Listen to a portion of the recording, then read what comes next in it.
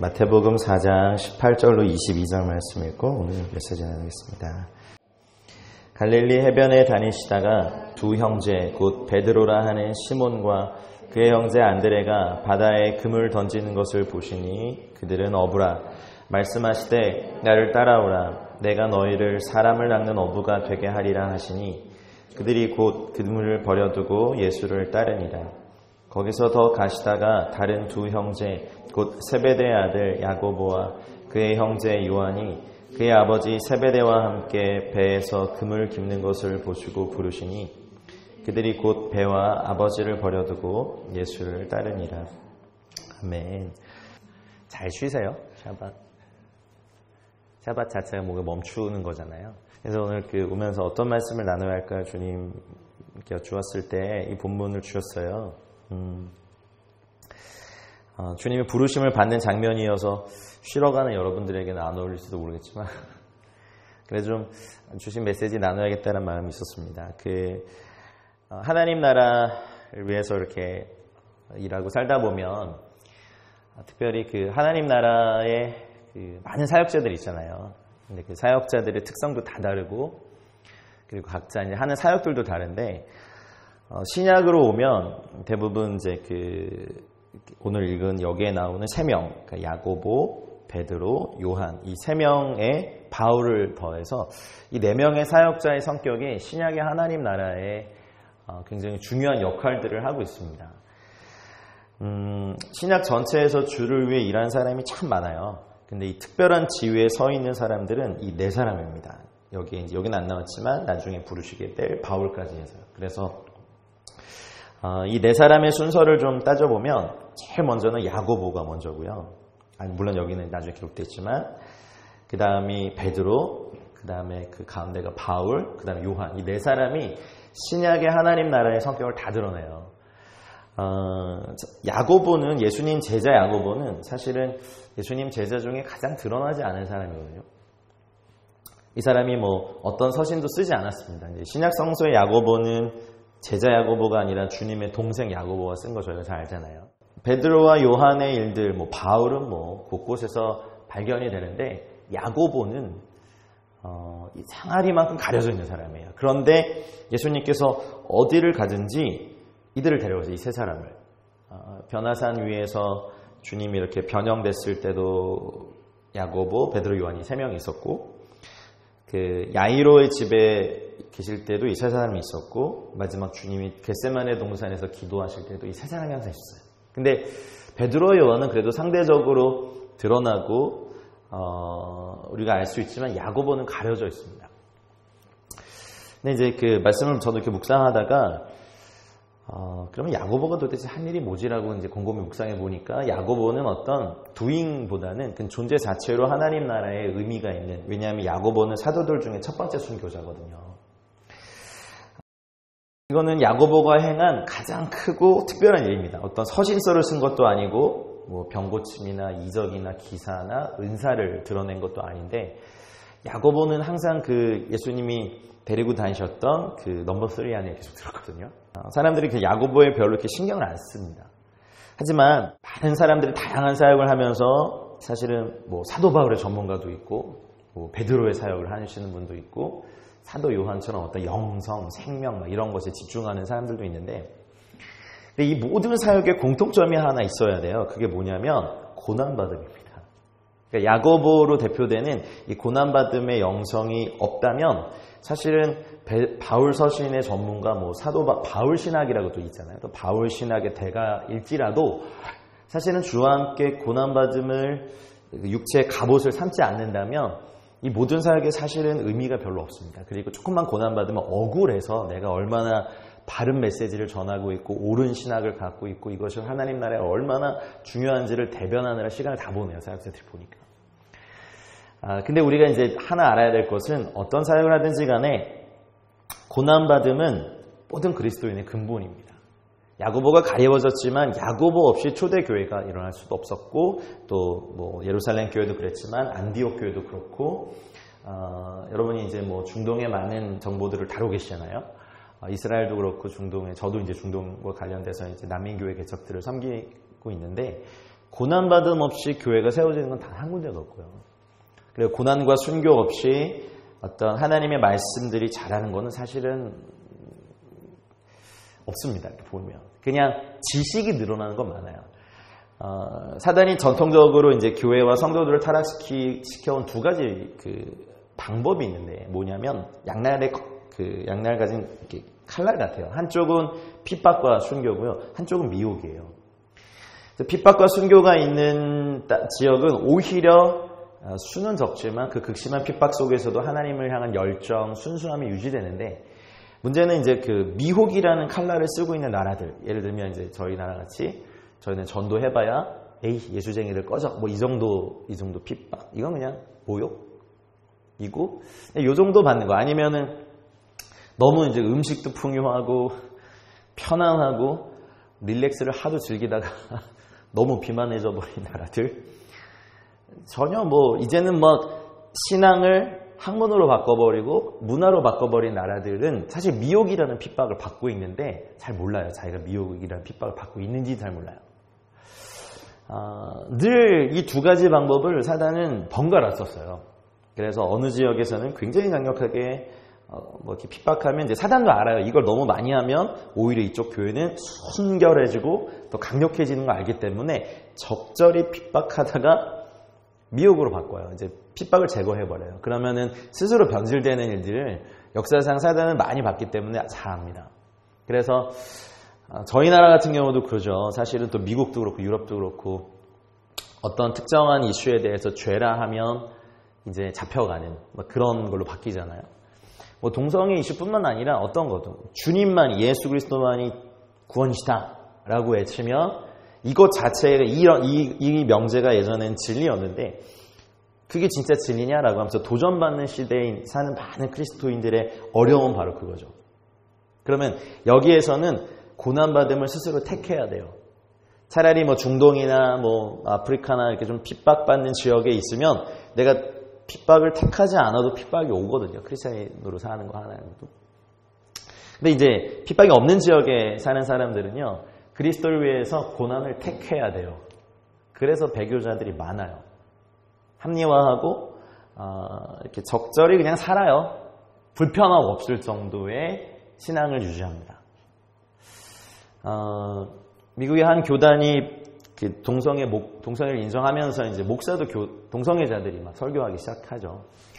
그래서 제가 보면서 그 교회, 미국의 한인 교회들이 굉장히 많이 가입돼 있었는데 많이 탈퇴하지 않을까라고 했는데 웬걸요, 딱 2교회 탈퇴하고 그대로 남아 계시더라고요. 그래서 제가 물어봤어요. 거기 이제 파송 선교사님한테 왜 탈퇴 안 해요? 물어봤더니 여러 가지 정치적인 이유와 일단은 좀 아픈 얘기지만 돈과 관련된 거더라고요. 교단법 자체가 여러분이 아무리 이렇게 헌금을 해서 건물을 세워도 이 교회로 등록했으면 이 재산이 전부 다 교단 거지 교회 게 아니거든요. 그러니까 이제 탈퇴하려면 하다못해 에어컨 등 하나도 떼우면 안 돼요. 그럼 절도가 돼요.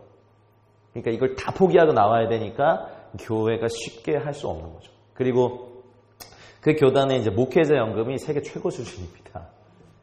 그러다 보니까 이제 이걸 놓고 나오기가 어려운 거예요.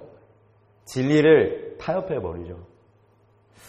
너무 잘 지어놓은 건물도 야고보의 영성에 방해됩니다. 또 어떤 분들에게 어떤 계시나 계시적인 어떤 깨달음이나 어떤 사역도 이것이 방해가 될 수 있어요. 그래서 어떤 이제 교회나 공동체가 건물을 너무 의리의리하게 잘 지어놓으면 이게 또 우상이 돼버려요. 우리 그런 거 너무 많이 봤어요.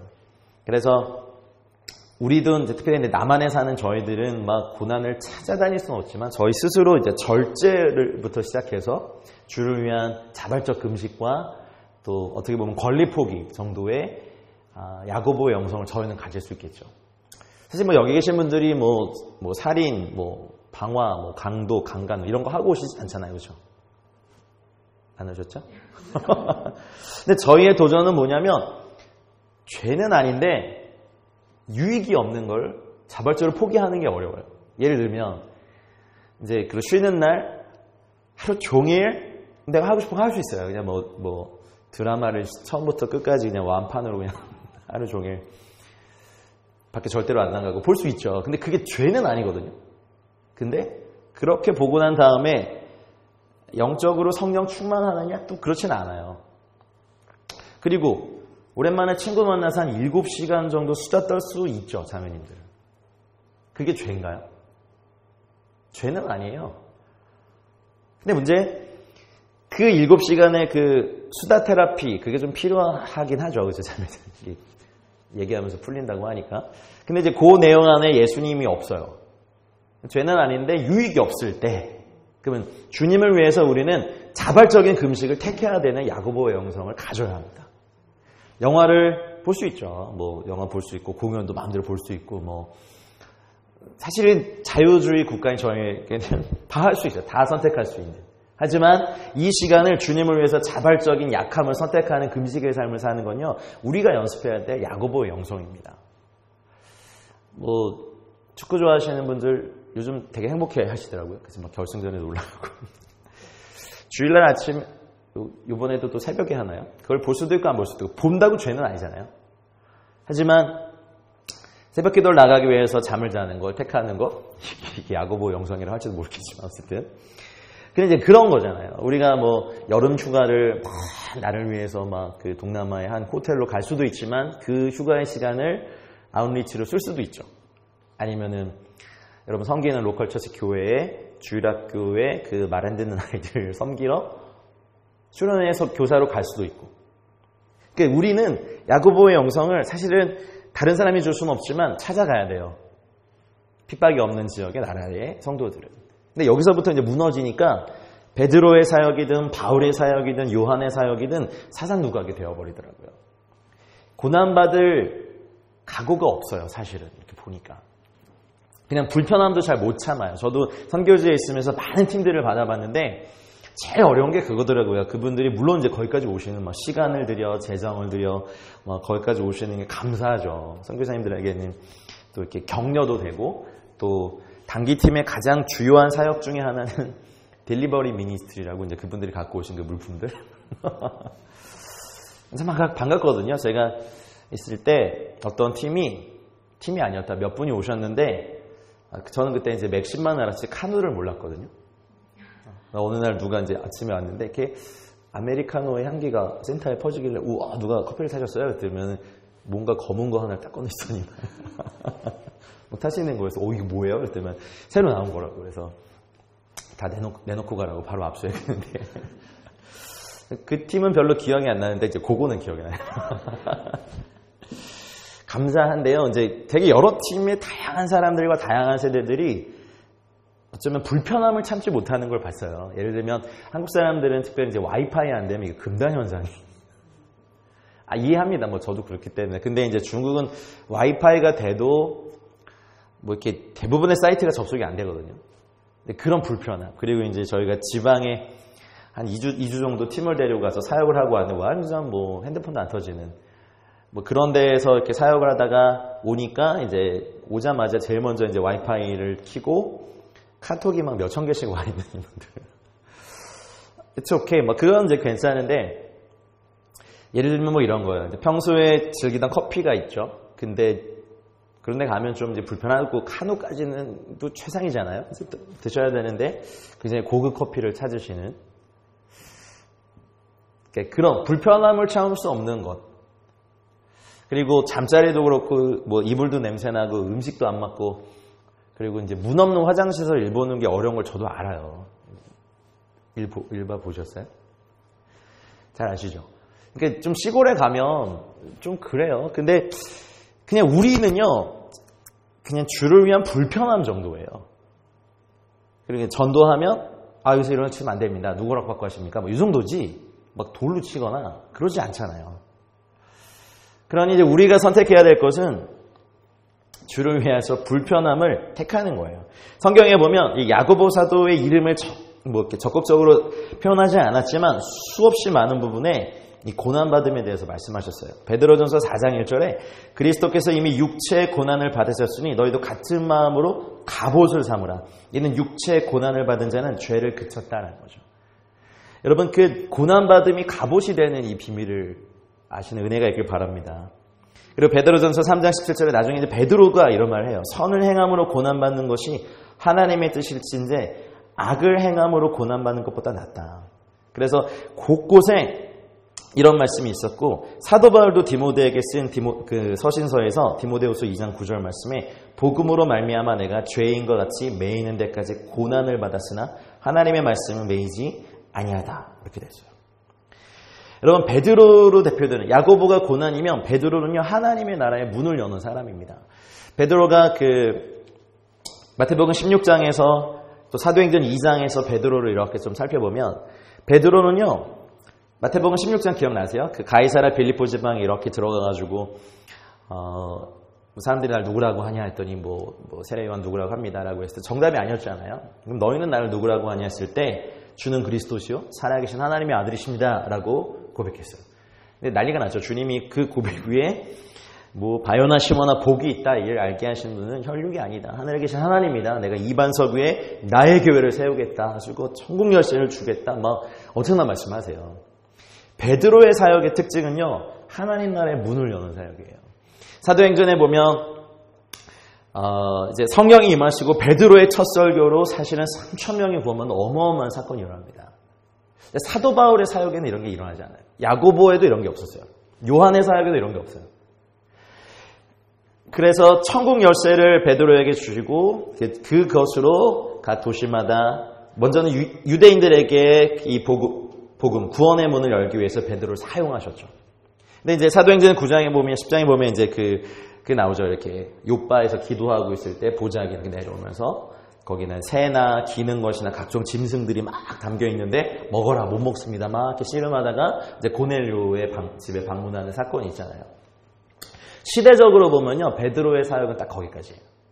물론 그 이후에도 계속해서 베드로는 사역을 했어요. 하지만 그 사역 그 전에 사도 바울을 준비시키십니다. 다메섹 도상의 사건이 있었고 어쨌든 그러면서 이제 이방인들의 구원이 있는 걸 보고 이제 예루살렘 총회가 열리고 그때부터 이제 사도행전 후반부는 이방인 선교에 대해 초점이 맞추면 달라지죠. 베드로가 사역을 안 한 건 아니에요. 그렇지만 베드로의 사역은 어떤 거냐면 여러분 보세요. 보자기는요 일정한 형태가 없어요. 그리고 그 보자기에 짐승, 기는 것, 새 이방인의 특징들이 다 있어요. 여러분 기는 것 치고 이쁜 거 보신 적 있으세요? 진해 뭐 있어요? 뱀 지렁이 아이고 지렁아 이쁘다 맨날 그런 거 없으시죠? 그러니까 기는 것 치고 이쁜 게 없어요. 이방인들이 다 그래요. 그리고 새는요 진짜 어디 속하진 않아요. 너무 자유롭게 지가 날아가고 싶으면 날아가다 똥 싸고 막 여기 앉았다 저기 앉았다 여기 앉았다 저기 이게 이제 이방인들의 특성이고, 짐승은 길들여지기 전까지 짐승들은 싸놨고 되게 힘도 세고 고집스럽고 무서운 존재들이죠. 그러니 이방인의 특성이 다 있어요. 이 보자기 안에. 그러니까 베드로의 사역의 특징은 그냥 보자기를 이렇게 던져가지고 그 안에 개나 소나 새나 기는 걸 다 끌어다가 하나님 나라로 이렇게 끄집어 오는 것이 베드로의 사역 특징이에요. 이 시대에도 매 세대마다 하나님이 이런 사역자들을 일으키세요. 이런 분들이 있어야 하나님 나라의 문이 열려요. 전도자로 대표되는. 이게 또 베드로와 같은 이런 영성을 가진 분들이나 사역 공동체의 특성입니다.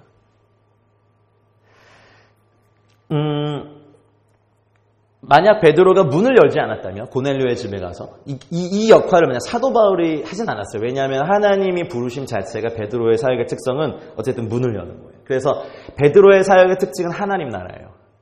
하나님 나라에 대한 굉장한 일들이 베드로라는 사람을 통해서 열렸죠. 근데 문제는 베드로만으로 충분하지 않아요.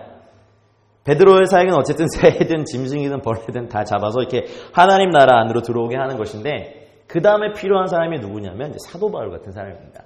사도 바울의 직업이 뭐였죠? 물론 바리새인이었지만 장막 만드는 텐트 메이커였습니다. 보자기, 형체가 없는 보자기를 가져다가 틀을 세우고 그 위에 씌워서 장막을 만드는 하나님의 집의 건축자죠.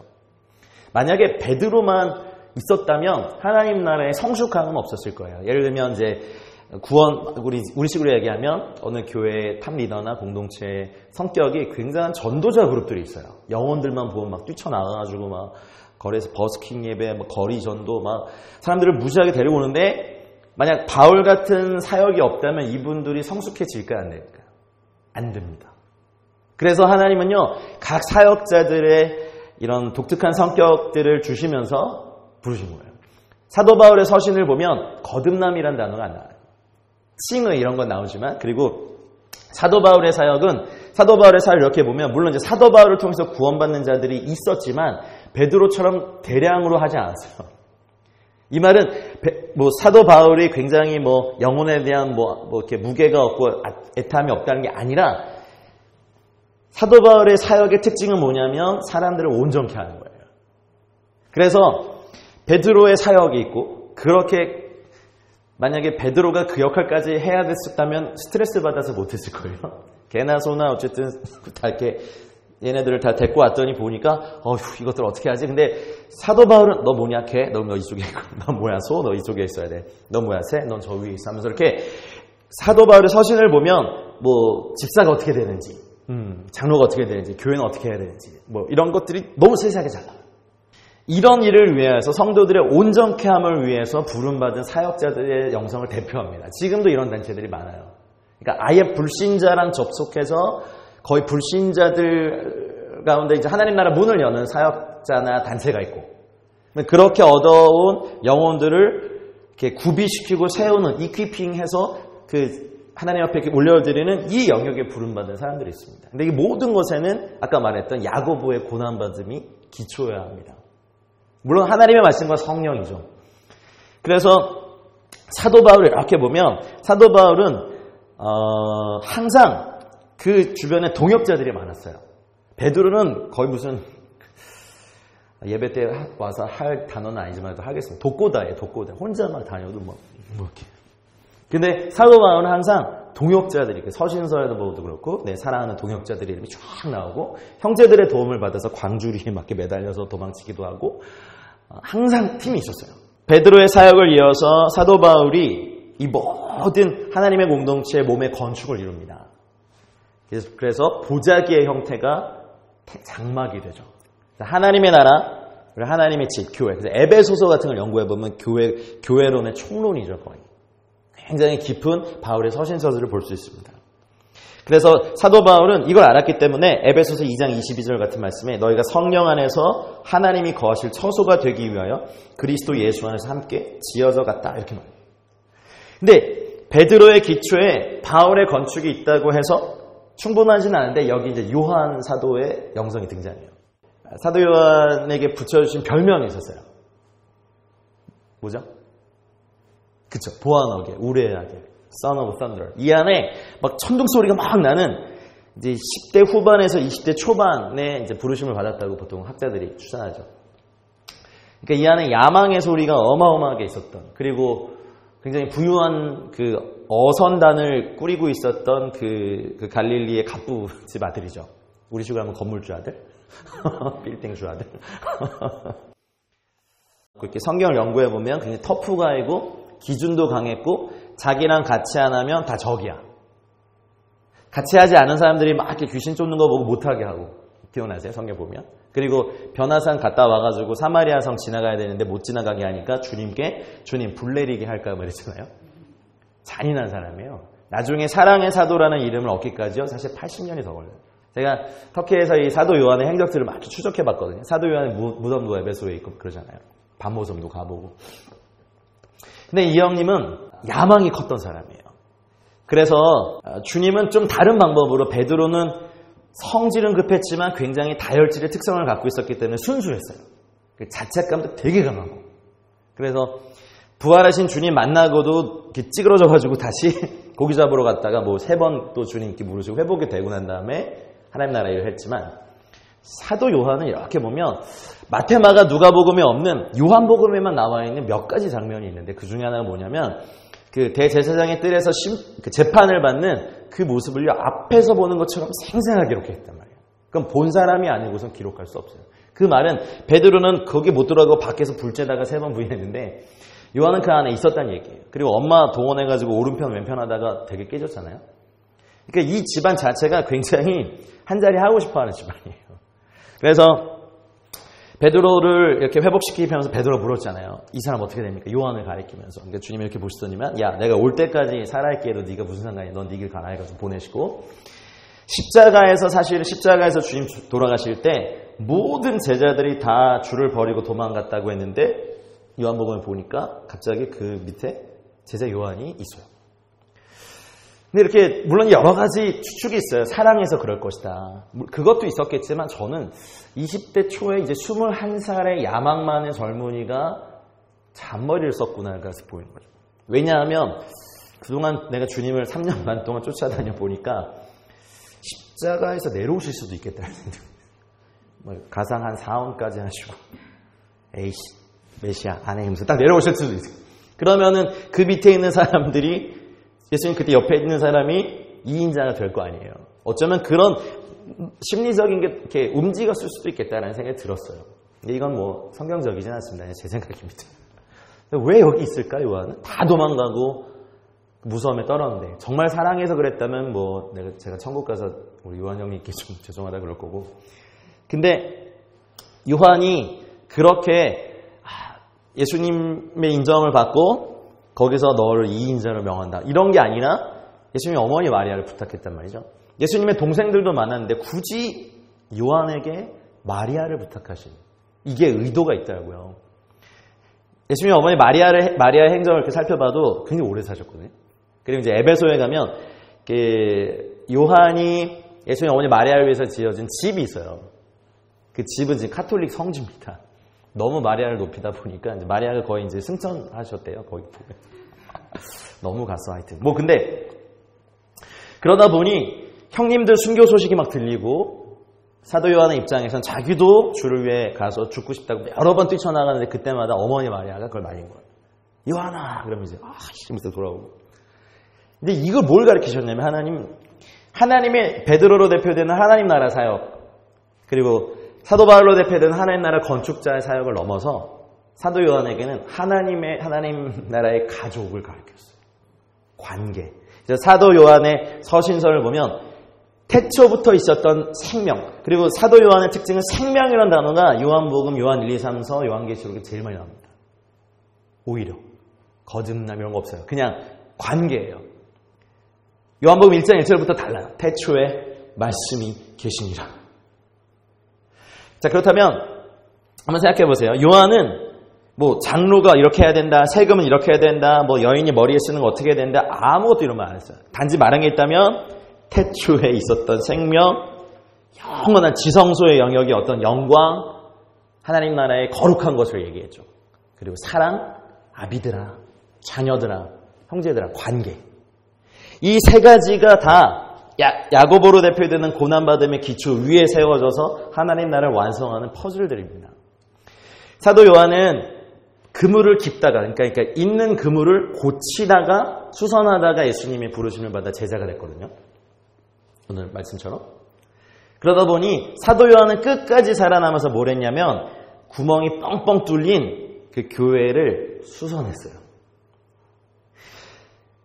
여러분 어느 지역에 이제 교회 어떤 전도자가 들어가서 또 선교사가 들어가서 또 하나님의 백성들이 들어가서 전도를 시작합니다.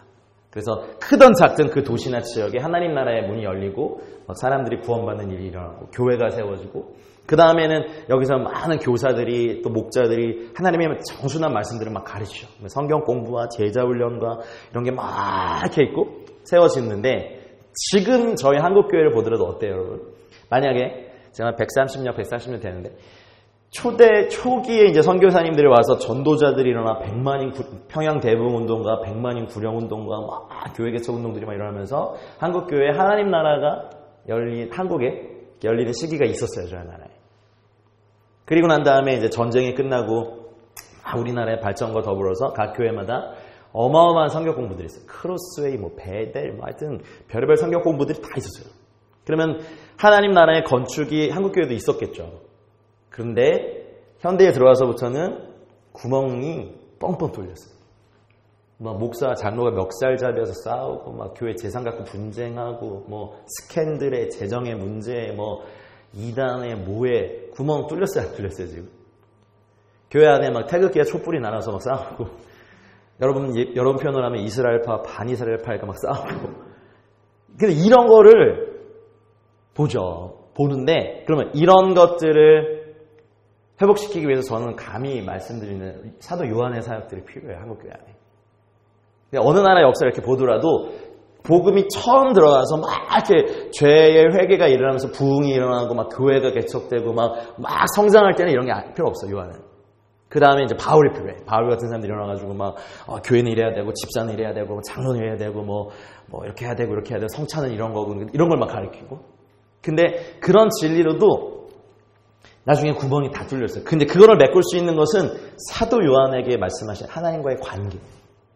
가족됨, 영원한 생명, 태초로부터 있었던 것. 그래서 사도 요한은 이 초대교회 성도들을 태초로부터 있었던 것에 연결시킵니다.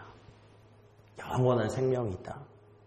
그리고 요한 1, 2, 3, 4 이렇게 보면 파이디옴, 내 사랑하는 자녀들아 이렇게 얘기하면서 막 사랑 많은 할아버지가 막 손자 손녀들 진리 안에 행하는 손자 손녀들 보면서 기뻐하는 그런 게 막 할아버지의 필체가 나와요. 관계예요. 그러니 만약 계시록의 내용을 사도 바울에게 보여주셨다면 저희는 계시록 읽다가 무서워서 죽어요. 필체나 이런 거 보면. 근데 그런 사랑을 아는 사도 요한이 사랑의 관점으로 계시록을 보다 보니 마지막 때에 일어날 이 모든 환난과 심판도 오래 참으셨던 하나님의 사랑이구나를 아니까 요한에게 기록하게 하신 거예요. 그래서 요한은요, 그 이후에도 이렇게 보면 사도 요한이 기사와 표적을 일으킨 공식적인 기록은 그 아데미 신전 무너뜨린 거 딱 하나밖에 없습니다. 이게 막 패가지고 무너뜨린 게 아니라 그 많은 일들을 겪고요. 여러분 이제 이런 거예요. 로마의 1차 박해부터 로마 10차 박해 몇 가지를 사도 요한이 보면서 내가 복음을 증거하면 또 이 사람들이 예수님을 믿으면 바로 잡혀서 죽임당하고 살해당하고 재산 뺏기고 정말 뭐 거리에서 광야에서 그리고 뭐 이렇게 항문으로부터 이렇게 꼬챙이를 꽂아서 기름을 부어서 밤에 등불로 밝혔던 이런 거니까 이런 것들을 다 보고 와서 결국엔 자기가 생각했던 하나님 나라의 한 자리가 다 무너지고 이제 야망의 소리가 다 무너지고 하나님의 우레소리, 천둥소리를 듣게 해줘요. 어쨌든 그 이름은 성취됐어요. 요한계시록에 보면 Seven Voice of Thunder, 그러니까 7 우레의 음성을 들려주세요. 근데 이걸 임봉케 하시죠. 그러니 사도 요한은 이 모든 걸 다 겪고 난 다음에 이제 생각하게 된 거죠. 내가 쫓았던 그분은 태초로부터 계신 말씀임을 깨닫고 그 모든 야망이 다 깨지고 사랑의 사도가 될 수밖에 없었어요. 반모섬에 갔다 오고 난 다음에 그 계시를 보고 사도 요한은 그 전에도 그랬지만 어떻게든 이제 초대교회 교인들이 이 사도 요한을 통해서 예수님에 대한 이야기를 한마디도 더 들으려고 이렇게 좀 단에 세우면 딱 2마디 했대요. 아가페스 일루투스, 서로 사랑해라. 데우스에스 아가페스, 하나님 사랑이시다. 아니 조금만 더 말씀해 주세요. 사랑이 모든 것이다. 이거 좀만 더 말씀하세요. 사랑하면 하나님을 안다. 그래서 사랑의 사도로 이름이 된 거예요. 여러분 최근이 아니구나. 몇 년 전에 나온 영화인데 그 영화의 원작이 아마 엔도 슈샤코의 침묵이라는 그 일본 작가인데요. 실제로 그 일본이 저희보다 복음이 먼저 전해졌잖아요. 근데 순교자들이 어마어마하게 나왔거든요, 일본은. 근데 그때 실제 있었던 일 중에 뭐가 있었냐면 그 예수의 신부를 잡아놓고 그 신부 앞에서 자기가 영세에 세례 준 사람들을 차례차례 죽이는 장면이 나와요. 그게 실제로 있었대요. 그래서 예를 들면 이런 거죠. 이렇게 딱 잡아놓고 그 바닷가 밀물이 들어올 때 기둥에 성도들을 다 묶어놓고 그 물이 차오면 점차 그 물 때문에 죽는 걸 보이면서 너는 얘들한테 죽음을 전해준 거야. 예수 기독교 전해주면 일본이 바뀔 거라 생각하냐? 그러면서 막 오히려 더 잔인한 장면을 막 연출한 거죠. 그런데 실제로 그런 게 있었고 영화에서는 뭐 여러 가지 복선으로 이렇게 질문을 던졌지만 실제로 사도들이 겪어야 했었을 모습이 바로 그런 겁니다. 베드로도 그랬고요. 바울도 그랬고요. 요한도 그랬습니다. 베드로의 사역은 아까도 말씀드렸지 선두에서 막 돌진해가지고 막 문을 열고 하나님 나라의 이걸 끌어내리는 사역이었는데도 나중에 뭐 베드로가 이렇게 뭐 금을 던지면 어마어마하게 막 몇천 명씩 돌아갔죠. 이거를 지금 우리 세대에 또 하나님께서 여신다면 이건 저희들은 또 굉장한 격려가 될 겁니다. 그런데 나중에 보면 베드로후서 3장 3절 4절에 보면 베드로도 조롱당했어요. 먼저 이것을 알지니 말세에 조롱하는 자들이 와서 자기의 정욕을 따라 행하며 조롱하여 이르되 주께서 강림하신다는 약속이 어디 있느냐. 조상들이 잔으로부터 만물이 처음 창조될 때와 같이 그냥 있다. 이 말은 이런 어마어마한 사역을 한 베드로도 조롱하며 베드로도 거절당했다는 거죠. 그래서 모든 사역의 야고보의 베이스가 있는 거예요. 사도 바울이요? 마지막에 어땠습니까? 셋집에 갇혔어요. 자기 집도 아니야. 그리고 디모데후서 1장 15절에 보면 아시아에 있는 모든 사람이 나를 버린 이 일을 네가 안다 이렇게 되죠. 디모데후서 4장 16절에 처음 변명할 때 나와 함께한 자가 하나도 없고 다 나를 버렸으나 그들에게 허물을 돌리지 않기를 원하더라. 다 버렸어요. 사도 바울. 두란노 사원을 따로 세워서 하루에도 몇 시간씩 하나님 나라를 강론하고 기사 표적을 행했던 그도 버림받습니다. 빌립보서 2장 21절에 그들이 다 자기 일을 구하고 그리스도 예수의 일을 구하지 아니했다 이렇게 되죠. 사도 요한은 어땠습니까? 사도 요한은 나중에 섬에 갇힙니다. 반모섬 가봤더니 아름답긴 하더라고요. 하지만 섬은요 육지도 아닌 것이 또 바다도 아닌 것이 절대적인 고독감이 있는 것입니다. 하늘밖에 볼 데가 없어요.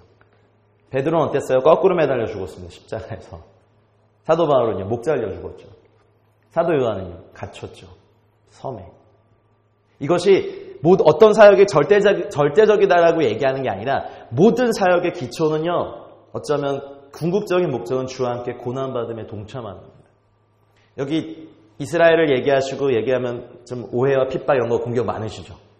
어쩌면 여러분에게 야고보의 이런 고난받음의 비밀을 알려주신 하나님의 섭리이실지도 몰라요. 어떤 권사님이 이야기를 들었습니다. 그 오빠 믿지라는 말에 속아서 믿지 않는 시댁에 시집가가지고 수십 년간을 제사 음식을 차려야 했던 그분의 아픔. 정말 몇 번씩 남편이랑 이혼하려고 했지만 그 새끼들 때문에 우리 부모님 세대는 다 그렇게 사셨더라고요. 그렇죠?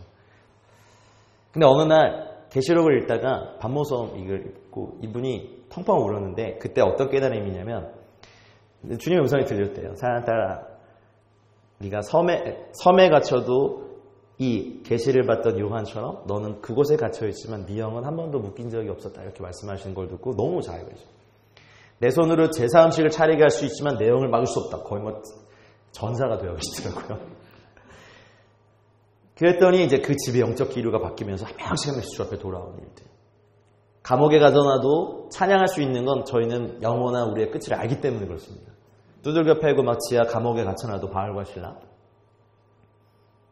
여러분 막 두들겨 맞고 찬양해보시면 여기 막 퉁퉁 붓고 막 이렇게 됐을 때 저희 찬양합니다 뭐 이렇게 할 때 습습하고 빛도 안 들어오는 그 지하 감옥에서도 막 옥토가 흔들리고 옥문이 열리며 빌립보 교회가 탄생하죠. 이스라엘을 말씀하시고 뭐 이런 걸 소개하시는 여러분의 외로움과 고독함이 있으실 거예요. 제가 다 이해할 수는 없지만 하지만 하나님의 복음의 말씀이 막힌 적이 없었고 사실 사도 바울을 예전에 사도 바울이 막 가서 전했지만 이제는 사도 바울은요 찾아가야 만나는 사실은 비밀한 진리가 되어버렸어요. 요한은요 더하죠. 섬에 갇혔으니까. 하지만 이 모든 것에는 사랑이 있습니다. 오늘 또 사랑에 대한 곡들을 되게 많이 찬양하시던데 제가 저번 달에 터키에 다녀왔는데요. 어떤 한 분을 만났어요. 아그네스라는 그 터키 1세대 선교사님 할머니이신데요. 터키에 크리스찬이 한 명 있을 때 들어오셨어요. 70년 대. 그래가지고 그래서 40년이 넘게 사역하시고 위기가 또 여러 번 있었는데 그분의 입장에서는 한 명일 때 들어와가지고 지금 이제 터키 크리스찬 6,000에서 6,500명이니까 굉장한 부흥을 본 거죠.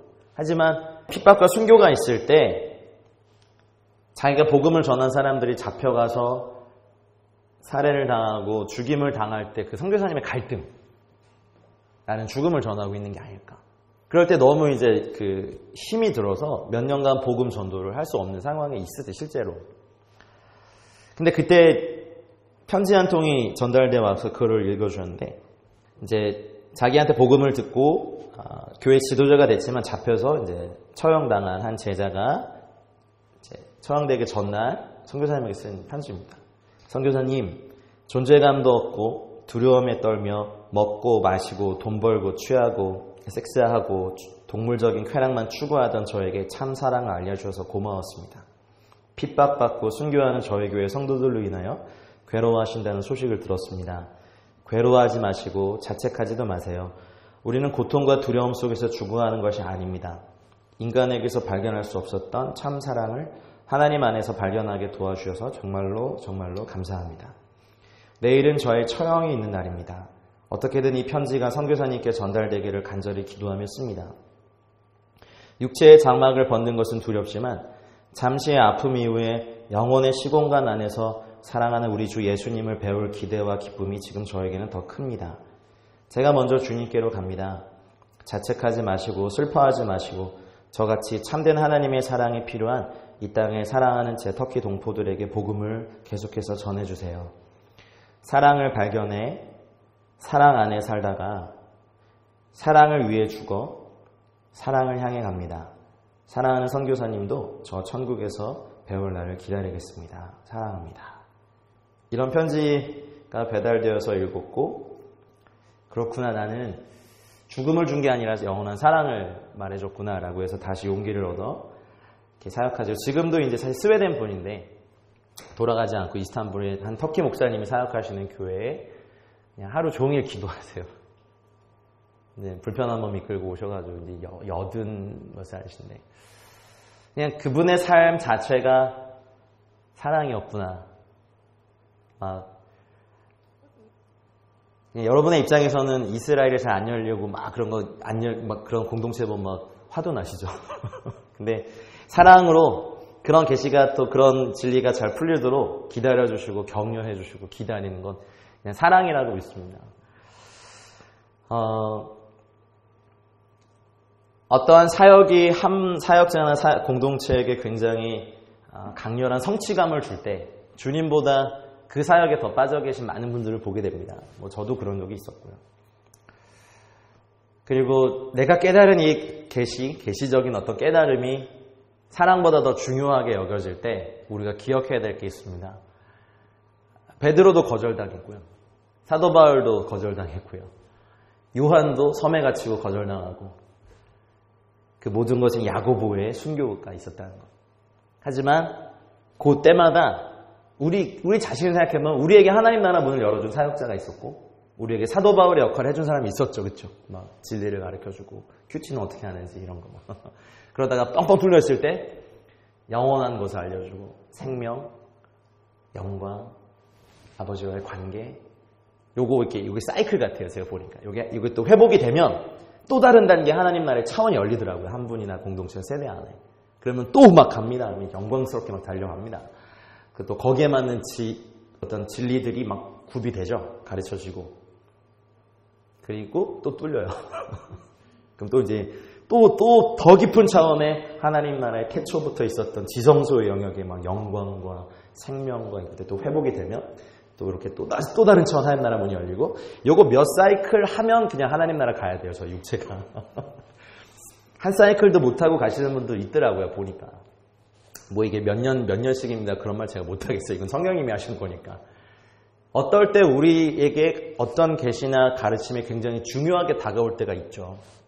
그리고 어떨 때 보면 그거를 또 지나고 나면 너무 감사하고 또 다른 것에 어떤 것에 또 나아갈 때. 근데 이 모든 건 사랑이어야 하고 사랑하기 때문에 주님을 위해서 고난받는 것도 기뻐해야 하는 것이고 사랑 때문에 우리는 이 모든 것을 할 수 있을 거라 믿습니다. 그래서 브래드 TV가 사랑 때문에 이 모든 것을 하시고 또 이스라엘과 중동의 여러 이 형제 자매들의 짐들을 같이 지어주고 나아가는 사랑의 여정이 주님 안에서 완성되길 주님 축복합니다. 이 사밧 오늘 이 예배 때 그래서 어떤 사역이 더 중요하다 덜 중요하다 그런 걸 얘기하고 싶은 게 아니라 각자 사역자는요 자기가 한 일에 따라서 상급을 받는 거예요. 베드로는 또 베드로의 상이 있겠죠. 그리고 베드로가 바울처럼 사역을 못하고 또 바울이 베드로처럼 못해요. 요한이 또 두 형님들처럼 못하죠. 하지만 각자 그 상급을 받겠죠. 야고보는 초대교회 첫 번째 순교자 영광이 있었을 것이고, 그러나 그것 또한 주님 사랑해서 했었을 것이고, 우리가 사랑이 아니라 막 인정받고 싶고 내가 이렇게 대단하고 우리는 이런 계시를 갖고 있어라는 자랑이 아니라 사랑일 때 우리 안에 큰 열매가 여러분들 가운데